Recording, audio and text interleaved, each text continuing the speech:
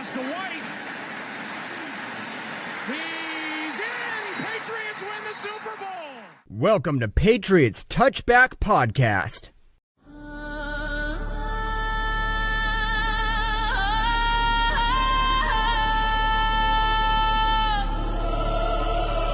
Let's go. Let's go. Yeah. Here we go again. Thought we died from the start. Still waiting on our failure, but we raised the bar. Scraping at the gate where legends get crowned. Bowling our sights, we closing in now. Keep the cake, it ain't a party. Had our sweet 16, chasing the Lombardi. One step closer to dream. Yeah, it's been a while. Still the best in the game. First Brady, now made. Put respect on the name. Helmet low, breath fog. We do this in the cold. Yeah, we beat the Broncos and you watch it unfold. They see the street, now the tone done changed. But the receipts don't lie. Got you looking insane. Now we pressing the line, bow bound, feel the shift in the air. It's our time to shine. Can't deny this run. You thought it was the end. We don't talk about losses, busy stacking the wins. Every snap, pressure pack, we built for the challenge. Mike started this year and exposed all the talent. When we make it to the big stage, you know it's on sight. Ready, set, hunt, gotta prepare for the hike. From Foxborough grid, near the field at the bowl. Now the door off the hinges, watch us capture the goal. They said the run was done, said the window was closed. Started from the bottom, watch the future unfold. At the gates of the bowl, you thought it was the end. We don't talk about losses, too busy stacking the wins. We all we got, we all we need. Shout it from the stand, same chance, same drive. Yeah, we do it for the fans. Now we pressing the line, roll round, feel the shift in the air. It's our time to shine. You watch us in the AFC and teams today. Time to bring the fire. We got haters to shame.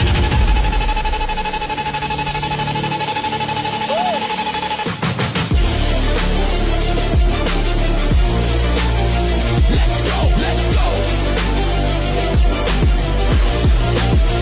Let's go, let's go. Let's go, let's go. Let's go, let's go. Warriors! Come out and play! We are back. We are back after a bit of a week off. We're here. It is Super Bowl week. I feel the nerves and I feel the excitement building around us all. And we are in for a very, very good show indeed. Welcome along back to the Patriots Touchback Podcast. It is season 3, episode 54. And we are here to do a little bit of housekeeping today. So we've got a little bit of round of news to go through, especially what has happened regarding of the Hall of Shame. Sorry, I meant the Hall of Fame, beg your pardon. And we also have to touch base on, obviously, the Patriots. They're now down in San Francisco. And it all seems to be well. They've had their first couple of media days, which seem to have gone pretty well. And we have also got our end of season awards. So a lot of things to discuss over in the next hour and plus. I've got Nick and I've got Kieran on board with me tonight. Please make sure you smash the like button, gong spike the subscribe button, tell all your friends, follow us on social media platforms, and make sure you follow the podcast on Spotify and on Apple as well.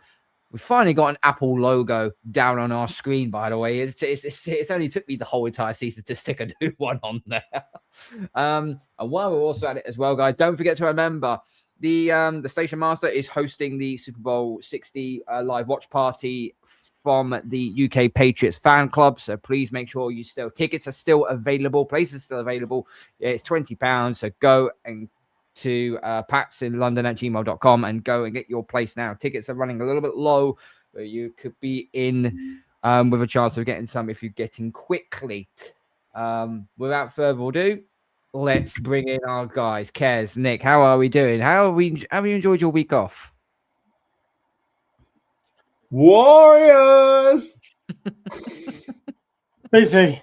Has it been a week off? I've been so busy away from the pod. It's just one day blurs into another, which blurs into a whole week before you realise it's end of January. And I know everyone says about January is the longest month. For me, it feels like Christmas was yesterday. I've just been so busy for January. It's just blown by. We look at January as the worst day because it's like you get paid early Christmas time. You got to try and drag that money all the way out to payday. Mate, it's an absolute bitch. I'm not gonna lie to you.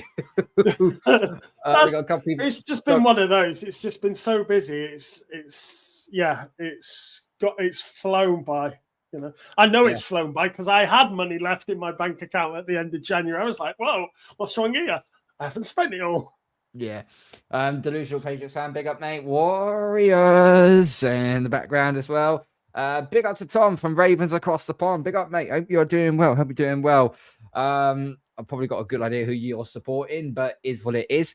And I love that people hate the Patriots so much. They even hate the fact we say Warriors. It's quite corny, I'll be honest with you, but it is from a very, very good film. Okay, so we're going to talk today about a little bit of housekeeping. We're going to start, unfortunately, on a bit of a pissed off note, really, because earlier on last week, Bill Belichick was rejected from going into the Hall of Fame this year. And then it was confirmed earlier on today that Robert Kraft is also been rejected from the Hall of Fame. Didn't get the votes that he needed. Neither did Belichick. It's been a bit of a glorified shit show, to say the least, regarding social media and that. They're not very happy about the situation. People say that they didn't get in due to what happened with Spygate and Deflategate. There is some level of truth to that, but there's also some level of bullshit that goes with it as well. Mainly Deflategate, because it never got confirmed. Brady only took the 4-game suspension just to get Roger Goodell off his back. Nick, you was very, very vocal on the group chat about Beck's non-inclusion in the Hall of Fame. So, floor's yours, bud. Yeah, I would say the greatest thing about the fact that Brady did eventually take those 4 games just to shut it all up and, just move on was at the end of the season, Goodell still had to hand him the Lombardi as we had come back from 28-3 down to win that game. Goodell always says he roots for the losing team. I bet he wasn't rooting for the losing team in that Super Bowl. But anyway, yeah. So, I mean, my issue is you can have an issue with the Patriots if you want, that's fine. Right? I don't particularly care. If you don't like the Patriots, that's up to you. Woohoo. You can have an issue with Belichick. I don't like him. He's ignorant to the media. He's not a very nice person. His girlfriend's stunning. So be it. If that's your issue, you have that issue. Couldn't care less. The Hall of Fame, as last time I checked, it was for the best players who have played the game. Now, Deion Sanders talks about how there's too many people in the Hall of Fame and how it should be a harder to get in. Maybe it should. I know that on PFT, Mike and Chris go on about the upper room. And, it's great. Yeah, have an upper room. But if you can't get in it to start with, you're not going to get in the upper room. Now, my biggest issue with what has gone on, not just in Kraft's case, not just this year, but in the last few years that he hasn't been getting in, but certainly Belichick this year, is if you look at it, Bill Belichick and even after Spygate, take Spygate, everything before Spygate, wipe out. He still had 3 Super Bowls, and he would be second in the wins column. So, his career stands alone. I don't get how, as a committee of members who vote on, how you can look at it and go, oh, do we put Bill Belichick in? I don't know. No, it should be Bill Belichick is in. That is a given. Right, where are we going with the other 2 votes? There is no argument. There is no decision. There should be a mic drop. I can't remember the guy's name who nominated Belichick, but he should have just walked in and gone, Bill Belichick, mic drop, boom. And nobody should have batted an eyelid. Everyone should have gone, yeah, true. Deflategate was nothing to do with Belichick, and it wasn't even a proper. Was it Polio? Was it Polio that voted for him? Oh, yeah, he supposedly voted for him. Then he couldn't remember who he voted for. Yeah. So he got Alzheimer's in the space of 3 seconds. Okay. Sure, and then he turns out he did. But, I think it's very convenient that Bill got 39 of the 40 votes he needed. What are we going to say when Tom Brady is ready to go in? No, sorry, Tom, you can't go in. You've got to wait a year because of Deflategate. That's what's going to happen. That is exactly what's going to happen now. Because that's the greatest player to play the game's not going to get in on the first ballot eve. Although, with everything that's kicked on now, I don't think they can pull that a second time. I don't think people would let that happen. I've got a good feeling Tom might actually get in on the first try. But nevertheless, I just think it's ridiculous that a committee can sit there and say, I don't know whether this guy should be going in yet. Here's the thing, though. It's perfectly fine for fans to obviously video record the game, because you can see people videoing games in the stands. Well, there could also be video in the sidelines as well. So how come is it that that's fine for that to happen, but it's not fine for the opposing team to spy on the side on the other team? I think there's a difference. There's a difference between filming the sideline for 20 seconds and filming the sideline for an hour, which supposedly was what Spygate was. So, yeah, I think for me, I saw this point on social media and I totally agree. I think if Bill Belichick isn't a first ballot Hall of Famer, then no other coach from this point onwards should be considered a first ballot Hall of Famer, because with the resume he's got, with the success he's had over an insane career, how he can't be a first ballot Hall of Famer is just absolutely ridiculous. So if everyone's up in arms about this now, then nobody else, no other coach in the future, not Andy Reid or any other coach that could get in over the next few years, none of them should be first ballot Hall of Famers.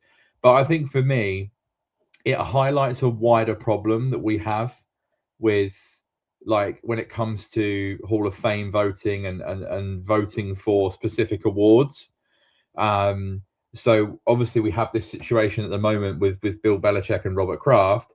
We've then heard rumblings throughout the season that some MVP voters might lean towards Matt Stafford because they're unsure whether he may continue past this season and might get an opportunity to win a couple more in his career. So they may sway their vote towards Stafford because of that. Well, that's corrupt in the first place. And then what's going on with the Pro Bowl that's been made an absolute mockery of in recent weeks, where you've had Shador Sanders getting called up when he's had more interceptions and touchdowns. You've got two Bengals quarterbacks in there. One didn't play for the team for half a season and was pretty bang average when he did. And the other one was Joe Burrow, who played about 4 games. How can you have them as your AFC representative quarterbacks? It's an absolute embarrassment. Like, the Pro Bowl is at the point now where they've scrapped the game. They're just doing this stupid bloody sports day at school with the egg and spoon race now. And you might as well just scrap it. There's no credibility to being a Pro Bowler anymore because it's just been made a mockery of because of the voting system. So I think when you look at all three of these things across the Hall of Fame, across the what's the second thing I said about the MVP voting and specific voting for specific awards, and then to the Pro Bowl, I think it highlights a wider problem that the league has got, where you're seeing a lot of ridiculous decisions be made because of some rogue voters that shouldn't really be in the place to vote. But it's like, you take Bill Polian, for example, who, you know, we've just mentioned about, he's an Indianapolis guy. He's a Colts guy. Now, he doesn't like the Patriots because the fact that the Patriots, you know, walked all over the Colts and made them our bitch for however many years. So he doesn't like it anyway. So he's got absolutely no desire to vote for. And this is the problem. The committee, the 50 people that are voting, some of them aren't even active in the media anymore. They're just still sat on the committee. It's the people that are selecting the people who are on the selection committee, they are the wrong people on the committee to start with. That's the first problem. The second problem is the rules on how you're voting. You've got to get 40 out of 50 votes to get in. Well, if working out the fact that Belichick got 39 and Kraft didn't get enough, something tells me that the other three guys, Anderson, whatever his name is, and Joe Bloggs, I think at least one of them is getting in, if not all three of them are getting in. So what I think that the selection committee is wrong, who's on it. I think the way that they make the selections is wrong. They need to change that. And there's too many people that are not doing what's right for the good of the game, that it's all about personal opinions and he said, she said, and I'm a Colts guy, so I'm not going to pick the Patriots. Oh, it's frozen. Yeah, you're on I have, it looks like. Your screen is frozen, Nick, so get that issued. No, well put, well said. There was a few tweets that I spotted which kind of said it all, really. The fact remains that with Belichick not getting in, it is quite sad, to be honest with you, that we're having to deal with people who think they know what they're doing, what they're seeing as a Hall of Famer, but in reality, we know they're doing it just to spite. Whether or not, with the Patriots, our dynasty, does it put them off thinking, we don't really put them in there because of what had happened to them so far? I guarantee you any money, if that was the case, if when Andy Reid retires and he goes into the Hall of Fame, they're going to turn around and go, oh yeah, he'll go in first time. But the only reason why Andy Reid will end up in the Hall of Fame was because of Patrick Mahomes. The only reason he'll end up in the Hall of Fame is because of Patrick Mahomes. There was a couple of tweets that I found here. Dan Pompey said, "This is incomprehensible," and yes, he had my vote. And Gary Myers, who is now Hall of Fame, he's a Hall of Fame voter, ex-Dallas Morning News, and he was part of the 86 Super Bowl champion of New York Giants. I voted for Robert Kraft. As I mentioned, I also voted for Bill Belichick. Think about this. Since Hall of Famer Jerry Jones, class of 17, last made it to Super Bowl in 1995, Kraft has been to 11 and goes for 7th title on Sunday. He's been to Super Bowls with 3 coaches and 3 quarterbacks. He's also done as much for the NFL as any other owner. In the last 10 years, Ed DeBartolo, Jones, and Pat Bowlen have made it. New voting process, grouping coach, contributor, and 3 seniors, and having them compete for 3 votes is not working. I think personally, and okay, we're Patriots fans, and I'm sure Dallas fans may disagree. Some may agree, but the fact that Jerry Jones is in there and Bill Belichick isn't, and Robert Kraft isn't, is ridiculous. Like Jerry Jones, like you said, the team haven't been in the Super Bowl since the 90s. Like they've been America's team, yes, but they've consistently failed for 30 years. So how they can justify that is ridiculous. Jerry Jones is also a narcissist. He's also like a control freak, and just a bit of a dickhead, to be honest. I'll just quite outright say it. It's just a bit of a dickhead. So I think he has had a big part to play over the last 30 years as to why they haven't succeeded. Okay, he may be one of the richest men in Texas and does this, that, and the other, but like, I don't agree with the owner being the GM as well. Like, just because you own the team, it doesn't give you the right to make football decisions for that team. And I think like a lot of the bad decisions they've made over the years have been a result of him. I don't want to say overall he's a bad owner, but I think he has definitely contributed to why they haven't. So with that in mind, the fact that you've got another owner who doesn't get involved in football-based operations and interfere with when it comes to the roster and with the coaching and stuff like that, who stays in his lane and genuinely cares about the team. And I don't doubt that Jerry Jones cares about the Dallas Cowboys. Like, that's, you know, he is the Dallas Cowboys to a certain extent, like with you know, his image. But Robert Kraft, since coming in the year I was born, 1994, right? So my entire life, Robert Kraft has owned the New England Patriots. You know, we've been to an insane amount of Super Bowls. We've won 6 of them. We could be about to win 7.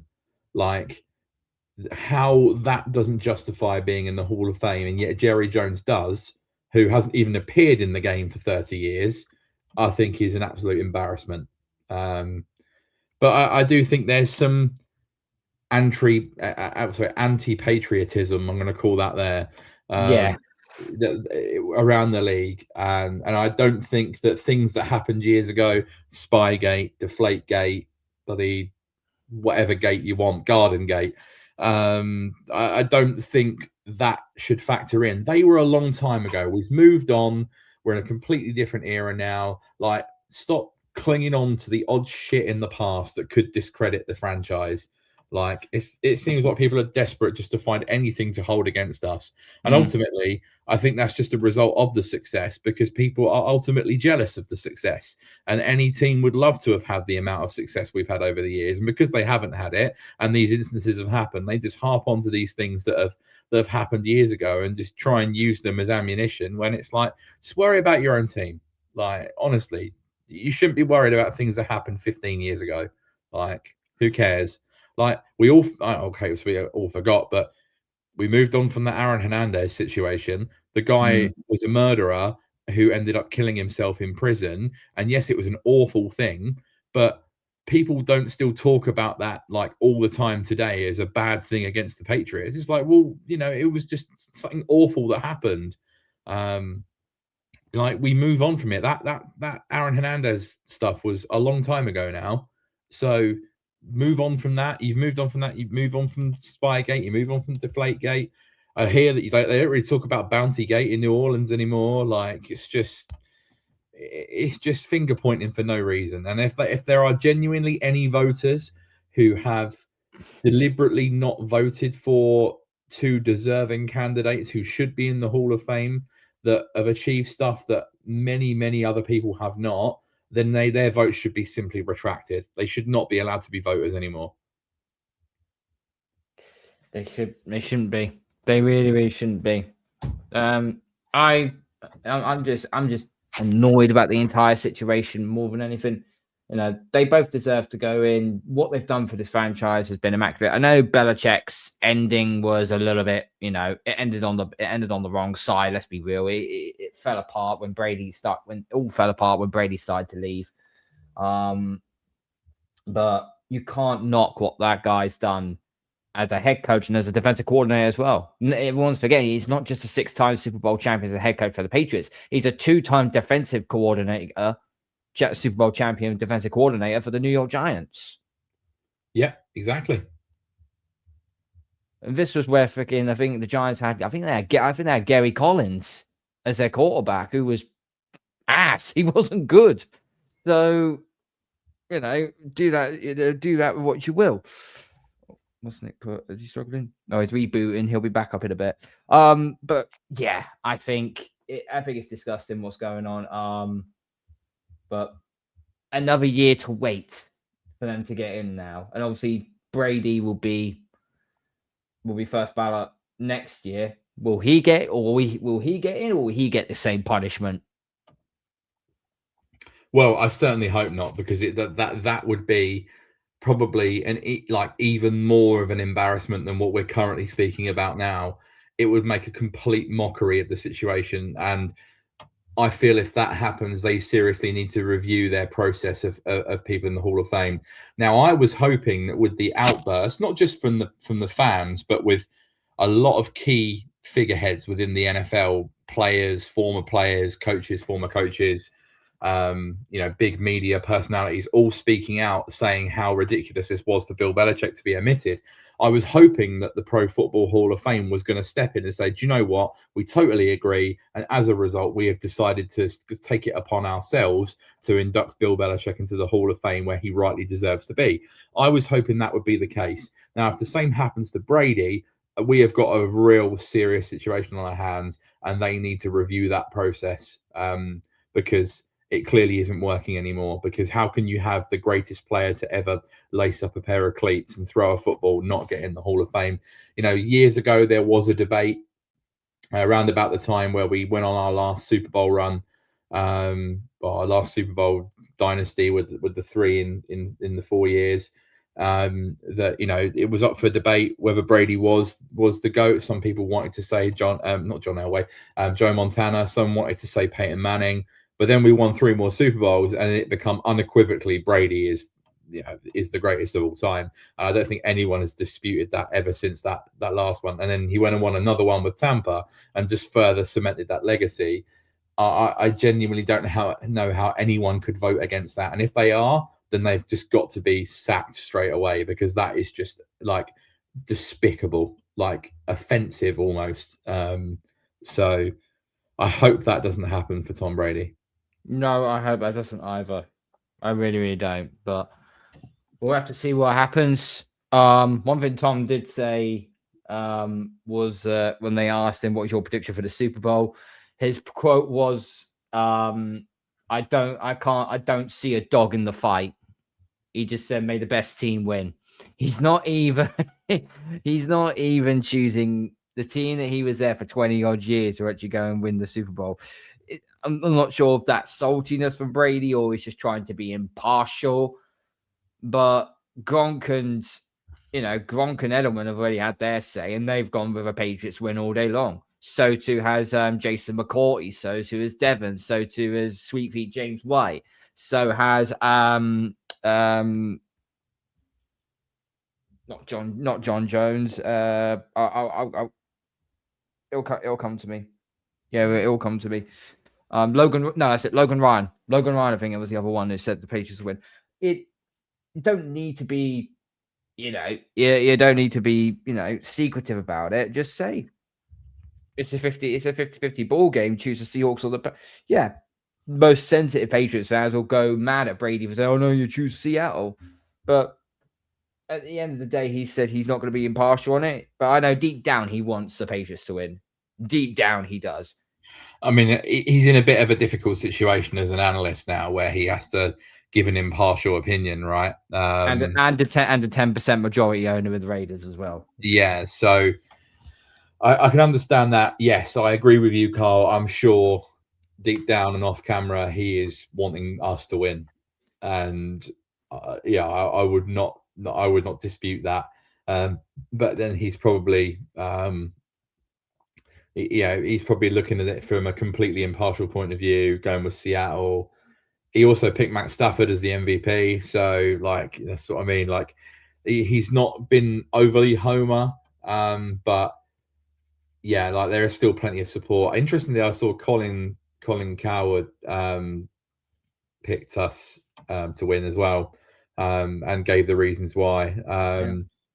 So like I think still, I mean, we'll talk about this when we have our build up later in the week, Carl. But like I think the majority at the moment is still people are disrespecting us and counting us out and saying that this is going to be a Seattle walkover. And, oh my God, this Seattle defense! Like, we have just beat 3 of the top 5 to get here. Like it's not like we've been playing against the Jets every week.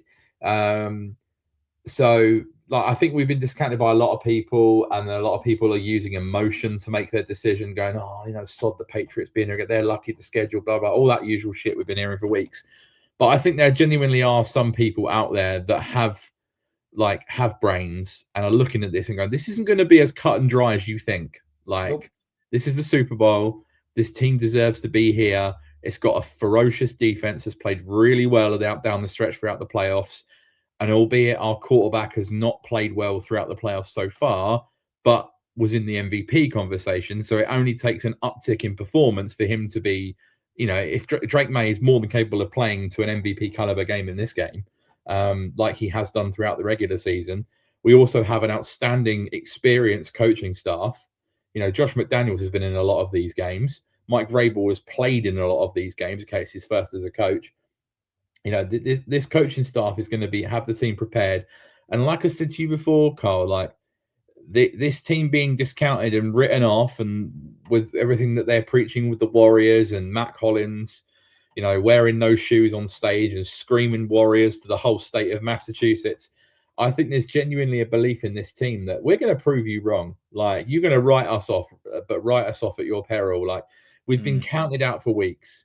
Like, people have been discounting us throughout this whole playoff process. Even though they want to discredit the schedule, people have still picked us to lose in every single one of these playoff games, and we've won all 3 of them.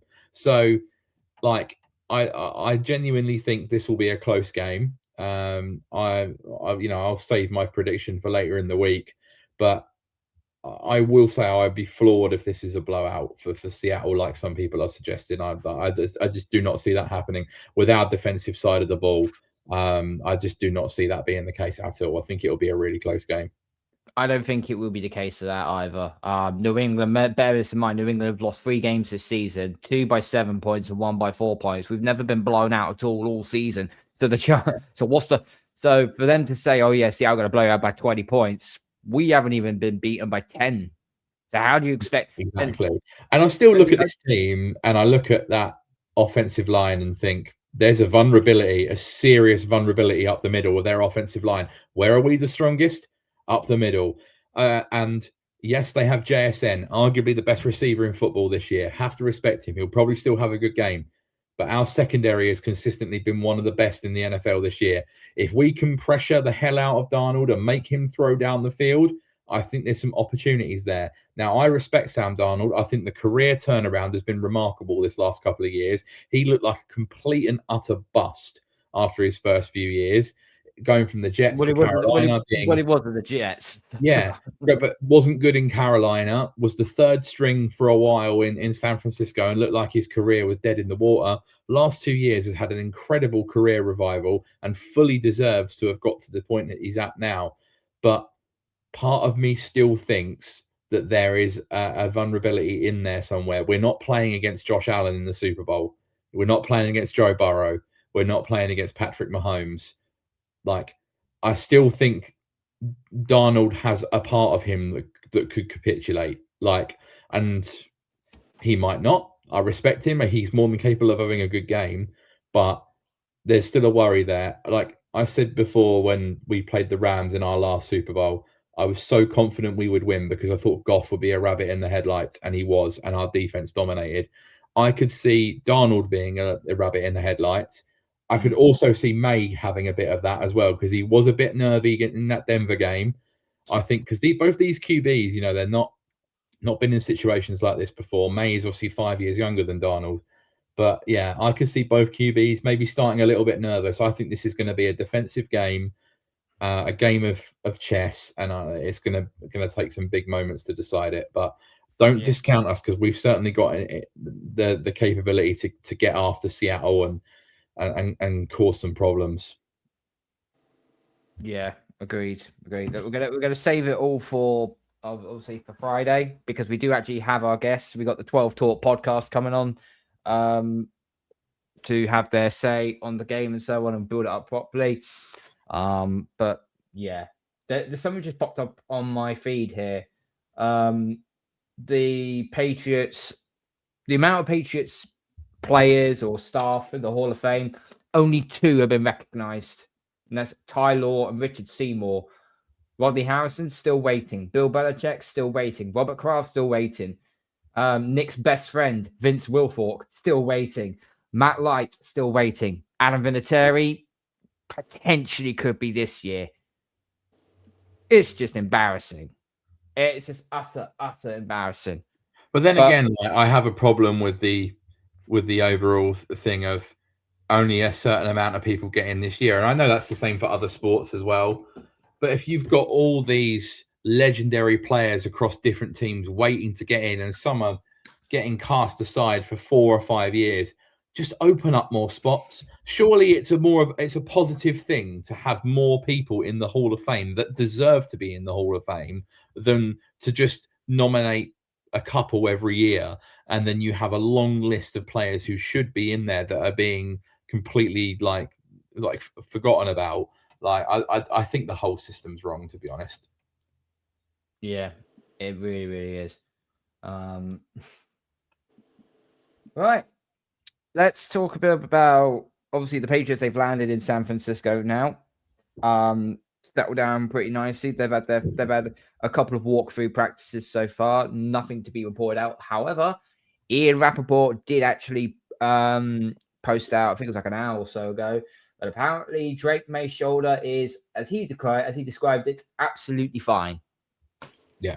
According to Mike Vrabel, basically said the practice today actually did do him some good.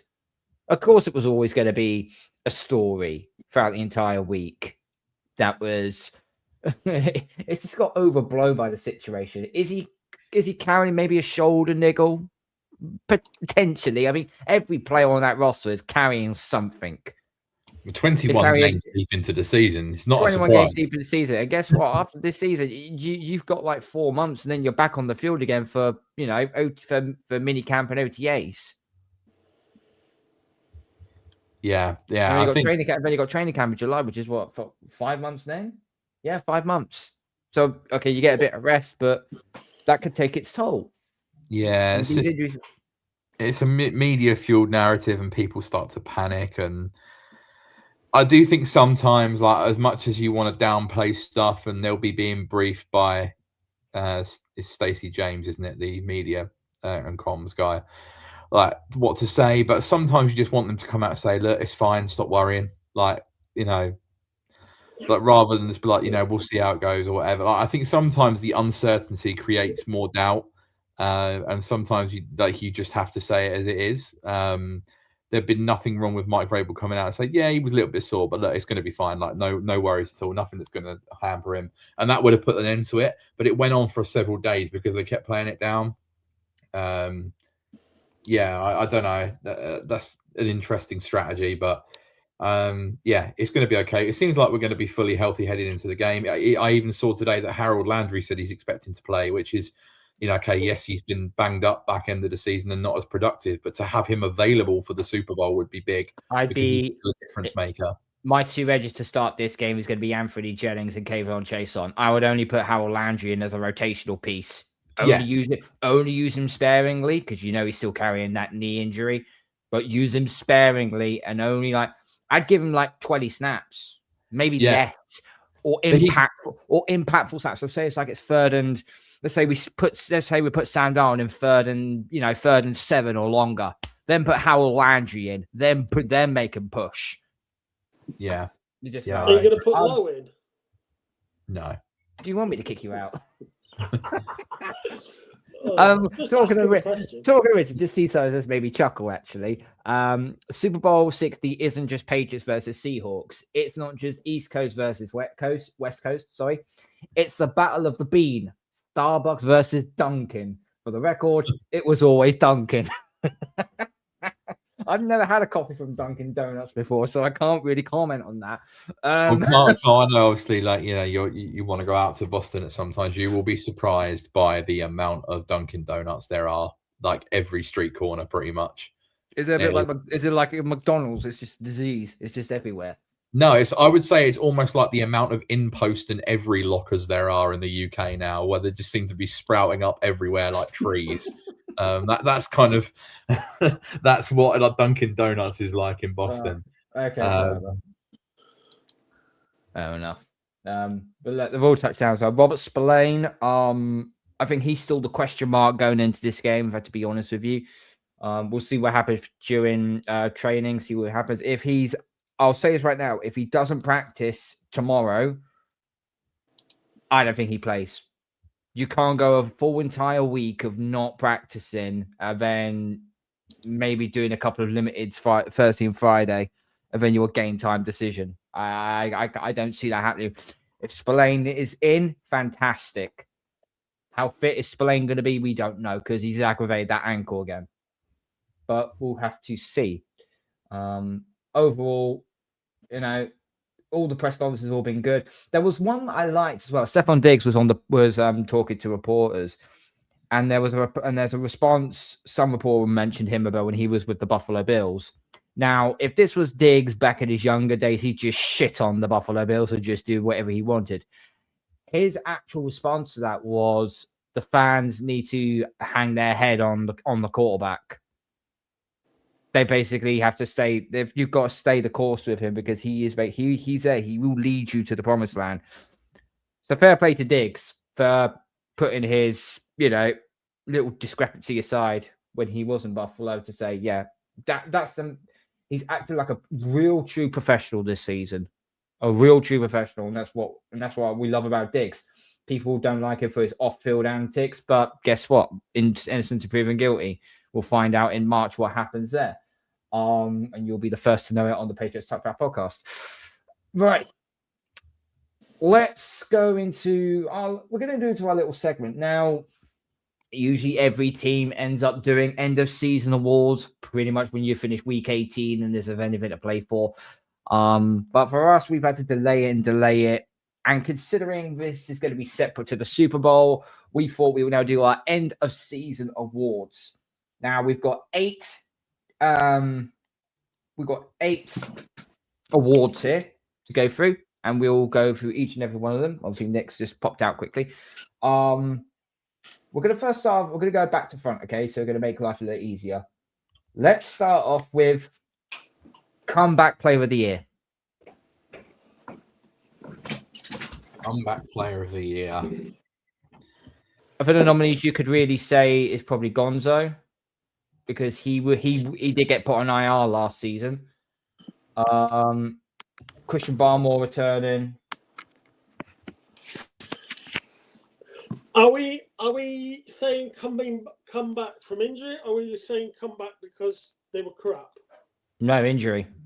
Right. Well, you could say they were crap as well. In that case, then I'm throwing Jelani Tavai in there.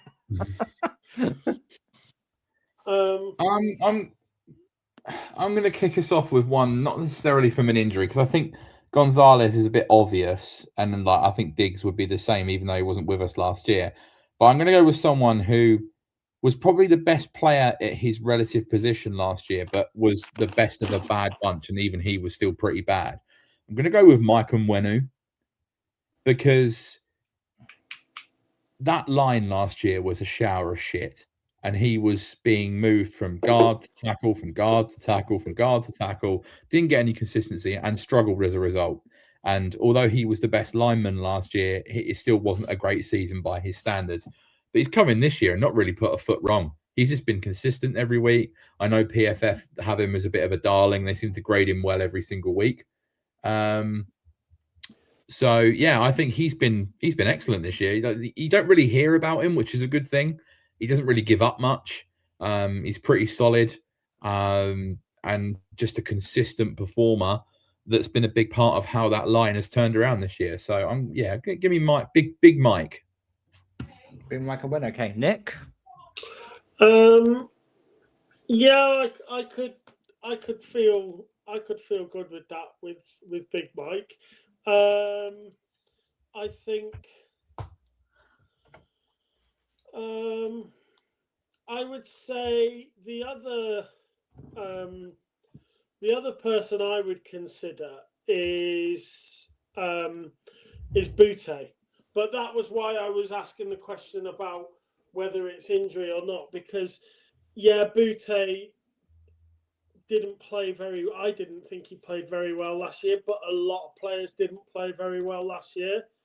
So, I to be honest, I can't disagree with Kieran. I think Big Mike's a great shout. So I'm quite happy to bow to that one. Okay, so I've gone for a different one, and he was the most. I know our defense last season was absolutely horrendous, but there was a glaring, obvious player that was not in that defensive line that we needed so badly. Christian Barmore, out all season with blood clots. His return to form this season has been absolutely phenomenal. but that also helps as well when you've got Milton Williams alongside you as well, where he can just double team 2 offensive linemen and Barmore gets a free run at the quarterback all the time. So that does sort of help in the way. I'm gonna go for Barmore. I think he's been so deadly when playing on that line. He's played every single game this season, so I'm glad that Barmore got it. But you two going for Michael Onwenu. So comeback player of the year, we're gonna give it to Michael Onwenu. It's because it'll be a team decision. Okay. I think this one's going to be a tricky one because I think there's a lot of players that really have stepped up to the mark. Underrated player of the year. And it cannot be a rookie. Underrated player of the year. Which player has come into the squad and has literally exceeded expectations that you didn't think? Because there's a lot of names we could throw out. Yeah, there's a lot of names on this list that you could put for that. You can see I haven't put much thought into this because I've made you now think. For me, it has to be one of 2 wide receivers for me. And it's either Stephon Diggs or Matt Collins, because Matt Collins came in free agency and I was not impressed. I really wasn't. It was one of those it didn't sort of grab me as a great, free agency grab, but he has participated, he's contributed, he's played well. So from that stance, he's been really good. Stephon Diggs, again, he's recovered. He's come back on this recovery from his injury, but I expected to see a different Stephon Diggs. I expected to see one of these Diggs that would, the Stephon Diggs that would hog the ball, that would kick off when he wasn't getting the ball, and he's just been such a team player. And he's not been there to do that, and he's quite happy to get a few yards here and be the sort of like experienced head.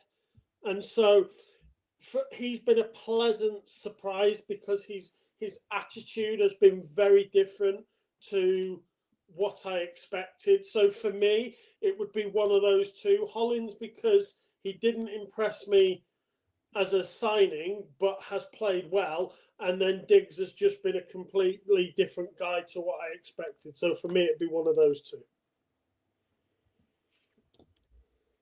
Well, you can only go for one. So is it Diggs or Hollins? Hollins on his contributions. Okay. Kevin? Yeah, I've got no issues with Hollins. He would have been one of the names I would have mentioned. I think you could put Booty in there as well. Has made some massive plays this year and had some big games. Although I was kind of hopeful and expecting that coming into the season because he showed flashes last year. Another honourable mention would be Jalen Hawkins. I think he's played a lot better than I thought. On that back end, 2 completely new safeties. We came into the season expecting it to be Peppers and Duggar, and it ended up being Hawkins and Woodson, who have both played well. This might be a bit of recency bias, but I've been so impressed with this guy in the recent run. I genuinely think he's been a terrific player this season. I'm going for Christian Ellis. Oh, you bastard. You took my name. Yeah, 2 minds think alike. Yeah, I think he's been tremendous, particularly in the last few months of the season, like when Spillane's had some time out, and he just plays with his hair on fire, sideline to sideline. He's made some massive plays, bought into the culture, has improved massively from last season, even though he played well in a bad defense last season. I really like him. Christian Ellis for me. Christian Ellis, do you know what really sold it for me, Christian Ellis? That hit on Jackson Dart. I was like, oh, yeah. So I sounded like Randy Savage there. See, I was going to say that would have been player of the year. I haven't got that down on my list. Defensive player of the year. Could we defensive player of the year? Shall we just put that down as an extra? If you want, yeah. Yeah, let's do that then. Okay, defensive player. defensive play. There's the year. Ellis. We all know what their name was. But yeah, okay. So Christian Ellis, he gets the underrated player of the season for us. Okay, this is where it starts getting interesting. I think we can all agree this one. Special teams player of the year has to be Marcus Jones, surely. Yeah, I think that's a given. Yeah, go on.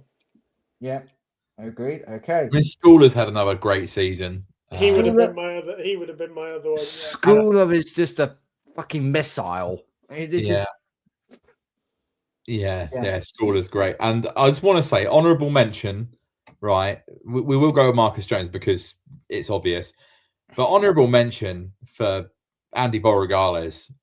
Like, genuinely, a great rookie season.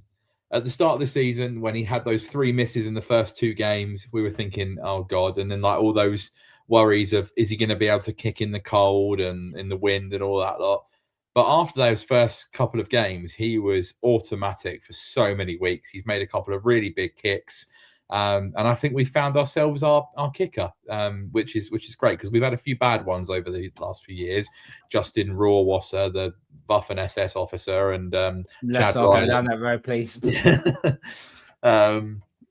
Yeah, we haven't had some good ones in the last few years. Even, do you remember Quinn Nordine as well when we had him for a little while? That was really random, wasn't it? But yeah, I think we've found potentially our kicker for the next few years, and I know that can be a position that's very very fragile at times. You do tend to go through kickers, but I think Andy Borregales deserves a bit of credit. I left Borregales out of special teams because he's obviously in the rookie category, so I kind of just left that one out. So, but Marcus Jones, I think, does deserve to be special teams. You know, is it like 3 punt returns for a touchdown? He's had this season, and God knows how many defensive breakups that he's had throughout playing on the defensive side of the ball. It's just been quality. He's been a monster. Absolutely quality. Okay, let's go with. Go on, let's have a bit of fun here. Best receiver. Now, this doesn't have to be statistical. This can be who you think has made who's made the key plays that have been like, wow, this has been awesome. And I'm going to start off with my pick. 1, 2, I got big booty bitches, big booty bitches. I got big booty bitches, big booty bitches. I got big booty bitches, big.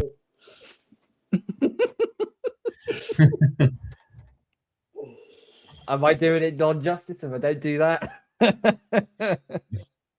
Go on, Kez. Yeah, I agree. I'm going to agree with you. I know Diggs obviously had led the team in catches and had a 1,000-yard season, but as much as we perhaps weren't expecting that from Diggs, a player of his ability that's done it plenty of times in the past, you kind of do. I think everyone was thinking he'd be the wide receiver 1, but Bootie's production relative to the lack of targets, like he actually had less yards and less catches this season than last year. And I know he was injured this season, but like he doesn't get targeted nowhere near enough as he should do. Because when he does, he either catches for a first down or a touchdown. He has had some massive moments this year, some big touchdowns, ridiculous catch against the Texans, a couple of really big games, some crucial clutch plays on 3rd down, some great ridiculous snags out of the air in like over the middle of the field. Like, I think in terms of talent relative to and contribution relative to the target share, I think he has been the most productive. And the fact that he's still only 23 years of age as well is just incredible. Like, I really hope we can sign him to an extension because I think if he got an increased target share, more volume, he's easily got the capabilities of being a 1,000-yard receiver. I think he's great. Okay. Nick? Yeah, I can't complain at that. It took him a while to get going, but Kyle Williams has contributed. I would have liked to have seen more, but that goes back to the point about Matt Collins has been doing a good job, and Diggs and Boutte. So, and I've been saying all year I've wanted to see more of EC3, and he just hasn't, unless it's been injury, he hasn't really got a chance, but has played well when he has. So, Butte has been a big improvement on last year. He's played well. You can't really complain. And yeah, all right, he's not a elite number one, but he's certainly good enough to be in the team. So yeah, roll on Butte. Okay, right. Coach / coordinator of the season. I mean, this is hard because Vrabel has come in and has completely turned that franchise upside down. What he's managed to do. Josh McDaniels, what he's come in and helped and done with Drake May has been absolutely fantastic. Now we know Terrell Williams obviously was not available for this season due to the prostate cancer. We're now glad that he is now cancer free. So big up to him. Zach Core, who is the linebackers coach, has had to do all the play calling, and he has done a faultless job. Jeremy, and then you got Jeremy Springer as well, who's done. I think he's done decent on the special teams. He's not had his best season, but he's done decent. This is a tough one for me. Who would you say has had the most impact out of them four? Nick, we'll start with you.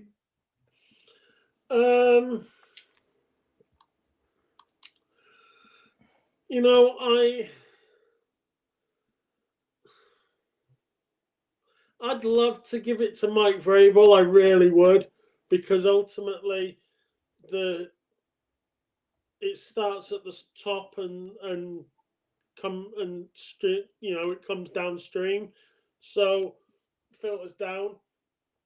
So from that point of view, I would love to say Mike Vrabel. I think Mike Vrabel is a breath of fresh air compared to Bill, and he could probably close his eyes and do a better job than most coaches. So, but ultimately, Josh has gone ahead and proven again why he's the best OC in the game right now with what he's done for Drake. And you look at like Alex Van Pelt, who we've had previously, or you look at Doug Marone, who's our offensive line coach, and you think, well, if either of them were there, would we be in the same position? Probably not. So for me, I've got to give it to Josh. I just think the turnaround on Drake and everything that we've seen on the offense but then our defense has been elite. I don't know. Mike Vrabel, because he's at the top. Sod it. Mike Vrabel, because he's the one. Oh, you changed your mind now. You're going Vrabel. Okay, Kieran? Yeah, I'm going to go Vrabel just because I can't choose. Yeah, I think I would like to go Zach Core. I would really like to go Zach Core, but I think we are where we are as a franchise right now because of Mike Vrabel and the culture he has instilled. The coaches he has brought in, the players he has brought in, the mentality, the mindset, the buy-in he's got from the players. I think you just can't go outside of Mike Vrabel. Like, he has to win Coach of the Year for the league as a whole. So I think with that in mind, you cannot go against him for this. But I want to give Kura his flowers. So to be a linebackers coach, get thrusted into de facto DC because the DC's been, battling cancer and do such an incredible job. He deserves all the credit in the world for that. But it's got to be Vrabel. Yeah, full house has to be Vrabel. He's done amazing work as well. And there's always a saying: you don't get fired, you don't become a head coach in the NFL until after you get fired. What he has took from his time in Tennessee, what he's learned as a consultant. I don't know what you can learn as a consultant with the Cleveland Browns, but hey, it is what it is. He's actually learned from his mistakes. He's learned what to do. He's learned what not to do. And is the situation fallen on him where, you've had an easy strength of schedule, you feel like you can beat all these opponents? Yeah. If you squint, we should be 20-0, but that's unfortunately that's not the case. But Vrabel deserves to have that. Okay. We got 3 left. This should be a fun one. Rookie of the year. Now, I'm going to give you 4 nominations.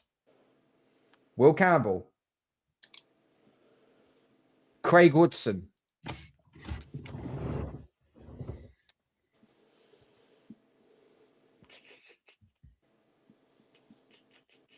Trayvon Henderson.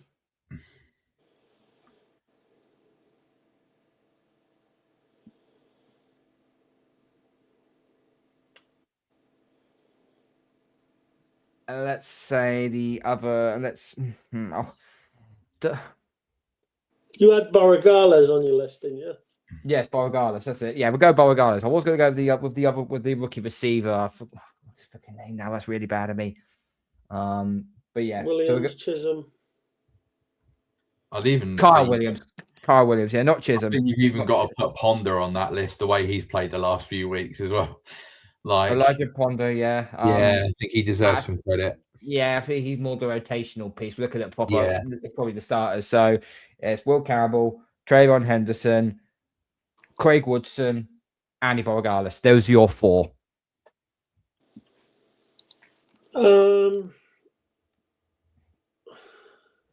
I think for me, there's I'd love to say Will Campbell. Mm-hmm. I'm a tackles guy, so it's quite easy. But he missed some time, and he's come back, and he's certainly not been top of the performance charts in the postseason. That being said, Trayvon Henderson, he took a while to get going because of Stevenson. He didn't get a look in too early. I remember me and Kieran sat here and we talked about, well, why is Trayvon Henderson not playing? Because I think it was like 4, 5, 6 games in and he hadn't really got any chances. But Stevenson was playing through his drops. So I find it really hard to pick between those two. Borregales, yes, he's kicked well. He has proved he can do it on a cold Wednesday night in Stoke, but he can't do it on a cold Sunday night in Denver. So, yeah, I mean, I think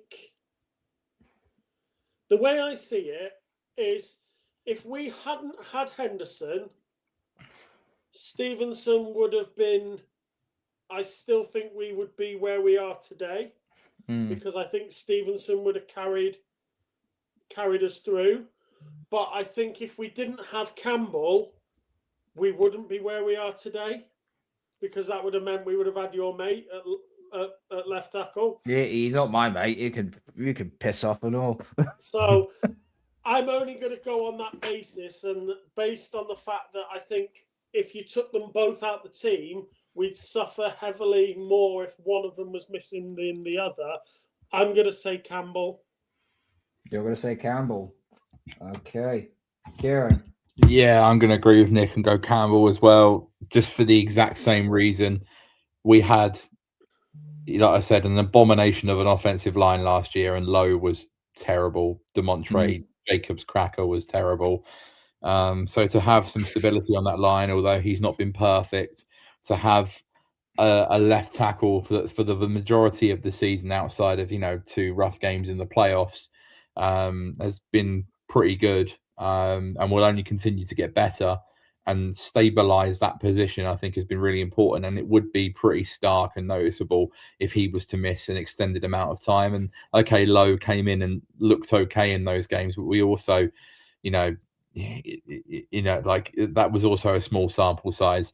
So I'll go Campbell. I'd like to have said Henderson because I still think for him to put up over 1,000 scrimmage yards and have the amount of touchdowns he's had and to finish second in rookie rushing despite not starting for half the season was pretty good. Obviously, he's been a bit quiet the last few weeks, and Stevenson's kind of been the main guy. But I agree with Nick. Like, Stevenson has been the better back over the last few weeks. So you could say that if Henderson wasn't there, then we'd have a serviceable option. But I do want to give some love to Craig Woodson as well, because I think he's just continued to get better and better. I don't think we were expecting him to be a starting safety this year. 4th round pick. He's not been perfect again. He's been beaten for some touchdowns, given up some big plays, but he's continued to improve, and he has made some big plays at the end of the season, and has been a more than capable starter. So, yeah, I want to give Craig Woodson his flowers too, but I'll go with Nick's shout of Will Campbell. Okay. I've had Craig Woodson on my list. I think he's been, he did struggle to start off with, but as the season's gone on, he's just got better and better and better. And throughout this postseason, what have we lamented him? He is tackling every single player on the opposing side with absolute ease now. He's just performing at a very, very high level. We're going to need him to perform at a high level on Sunday. But you two have gone for Will Campbell. So guess what? Big Country is our rookie of the year. So he should be, he should be, since we picked him 4th overall. Anyway, 2 left to do. Defensive Player of the Year. So I'm going to kick this off with one name and one name only, who can change the look, shape, and movement of a defense just by his mere presence on the field. Milton Williams. Yeah, monster. Yeah. Yeah, I mean, he's been worth that extra 5 million. We had to give him an extra 5 million so that he didn't go to Carolina. And you know what? That's probably the best 5 million we've spent this year. Yeah. Definitely. I can't even offer a decent, option to offer him rebuttal, because I think Milton Williams has been absolutely fantastic. You look at when he wasn't in the team, we did suffer. Spillane has contributed, Chason has contributed, Barmore has contributed, yes, but Milton Williams has been head and shoulders above all of them. So, I think, hands down, he's got to have that award. Yeah. I've got no issues with that at all. I think he's been a monster all season, and we did miss him when he was out, and he's gonna play a big role this weekend. I think, as I said, Seattle are weak on the interior, and if he can have his day, he could be in the backfield quite a lot. So I'd agree with that. But I also think Nick highlighted 2 other players that very much deserve consideration in Spillane and Chason. Spillane has been the quarterback of our defense, has made no end of tackles, and it's been, noticeable when he's not been there. He's been awesome all season.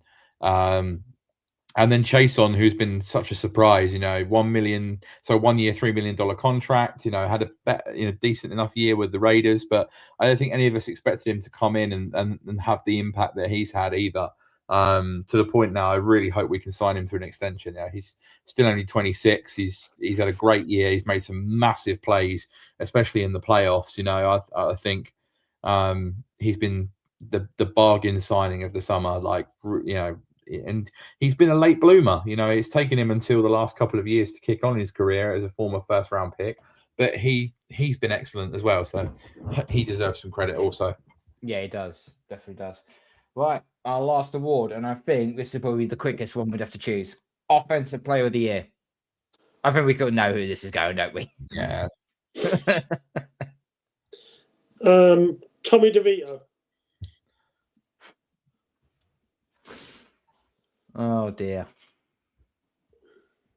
Nobody can pull me the only thing he's been good for is fucking progressive commercials. That's the only. Garrett Bradbury is the only one to have played every single offensive snap this season. Delusional Patriots fan, come on, don't trigger me. Don't trigger me, please. we love some Efton Chisholm. I love Efton Chisholm. We I love really Efton do. Chisholm, but come on, man, you know you got to be sensible here. Yeah, listen, if Trayvon Henderson had much more of a better season, I could probably just throw him as offensive player of the year. But because of what Drake May's done, plus he's either going to finish first or second in the MVP race, you got to give it to him. Oh, go on then. We got... You've twisted me arm. Go on. Okay. Well, that's that one then. So your awards for this 2025 to 26 season. Offensive player of the year goes for quarterback Drake May. Defensive player of the year goes to defensive tackle Milton Williams. Special teams player goes to Marcus Jones, defensive back. Coach, obviously, it goes to Mike Vrabel. Rookie of the year, we've given it to Will Campbell. Best receiver, we've given it to Kayshon Boutte. Underrated player of the year, we've given it to Christian Ellis. Comeback player of the year, we've given it to Michael Onwenu. And defensive play of the year, again, it goes to Christian Ellis for that disgusting, dirty, but beautiful hit. Clean hit. So do we need an offensive player? I was just about to say that as well. Well, you can choose an offensive player because I'll player of the year then because there's so many. I know. I would say Throw the Boutte against Houston because that was the one that probably stuck the knife in the heart of the Texans. Yeah, that would definitely be up there.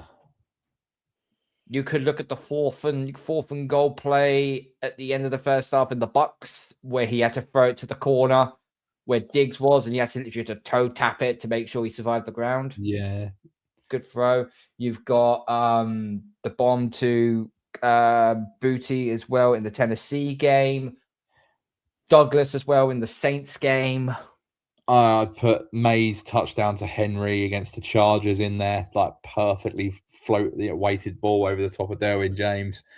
I would have Henderson's second touchdown against the Bills in there, where he went to the right and then went to the left and then housed it with Drake May sprinting down the field to make a block. That would definitely was the one. The one where Drake May sprints and has to make. That's a pretty good one. Well, I think Kayshon Boutte's one-hander against Houston, considering yeah playoff game, hanging in the balance in a defensive scrap, and he completely blazed Stingley for the second year in a row. Yeah, I think it has to be Boutte, doesn't it? That's just the most ridiculous catch. Yeah, cool. Okay, I think we'll go with Boutte against Houston. Okay, we got that all penciled in. So those are your awards for 2025 and 2026. But we have one more game to go, and it is the most important one. It is the Super Bowl on Sunday. We are going to be back on Friday at least for the preview show. We'll have 12 Talk podcast coming on to discuss their Seattle Seahawks. We try and rebuttal what we can potentially try and do and win. One couple of things to just say before we get on out of here. On Sunday, I was doing a recording with my good friends from the TSS Fantasy. It was a 20-minute show regarding of the Patriots and how we could beat Seattle. It was me, Leduc, and another fantasy guy by the name of I think it was Jeff. I think it was. I might have to look it up. But yeah, so go check us out. That'll be released on Sunday on the TSS Fantasy YouTube channel. So go and make sure you check that out. And yeah, we've got, as I said, we've got big plans coming up. There's also the UK Patriots fan club party in London on Sunday. As you saw earlier on, tickets are still available. So go make sure you check that out. Go click on the link in the description if you still want your tickets. And our Super Bowl review show will be Monday, not Tuesday. Well, that depends. Well, everyone else has said Monday. Have we all said Monday? Yeah. Oh, okay. Well, okay. It will be on the Monday then. I thought it'd be a case of if it's Monday, if we win, it's on a Monday, and if we lose, it'll be on a Tuesday. No, it suits everybody for it to be on a Monday. So right. Okay. Well, oh God, that's gonna be one long ass day for me then. Oh God. Okay. Although I'll be back from London by about 2:30, so I'll be pretty fine by then. But then I've still got to do the school run and that. Oh God. But anyway, it's what it is. we're going to be back latest on Friday. Kieran, Nick, thank you for joining. Much appreciated. And yeah, we will see you on Friday. Please make sure you smash the like button on the way out. Gonk spike the subscribe button. Tell all your friends and follow us on social media platforms. And make sure you follow the podcast on Spotify and on Apple as well. Let's just close it out with this. We're not going to play the video because we play it at the start, so we'll do one something different. Warriors, come out and play. See you Friday, guys. Go Patriots. We're all we got. We all we need. See you Friday.